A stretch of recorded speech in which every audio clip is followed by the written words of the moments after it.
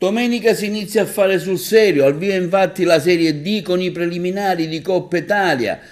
L'Akragas incontrerà la squadra della Nuova Egea, molto probabilmente giocherà anche l'ex giocatore giapponese Marimoto. L'attaccante classe 1988, ex di Catania e Novara, torna a giocare in Italia dopo 10 anni. Nel nostro calcio ha militato dal 2006 al 2013 per le sue qualità e doti calcistiche. È stato soprannominato dai cronisti nipponici Ronaldo dal Sollevante. Nella sua lunga e intensa carriera, con tante esperienze in giro per il mondo, non solo il ritorno in Giappone, ma anche campionati negli Emirati Arabi, Grecia, Paraguay e Taiwan.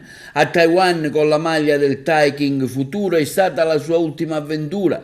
Takahuri Marimoto ha già firmato con la squadra di Deni, è già arrivato in città. Nel pomeriggio si allenerà. La presentazione ufficiale della squadra avverrà sabato pomeriggio allo Stato Seneto. Intanto vediamolo al suo arrivo all'aeroporto di Catania.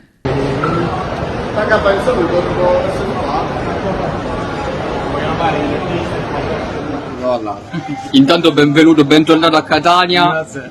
Come stai? Sei contento? Sei felice di iniziare questa nuova avventura? Sì. Hai sentito qualcuno dei calciatori già dell'Akragas? Sì, da Marco Biaggianti, Tedesco, Spori, Gama, quasi tutti sentito sì. Qual è il tuo obiettivo personale quest'anno? No, spero che facciamo bene per la squadra, spero il mio obiettivo, sì.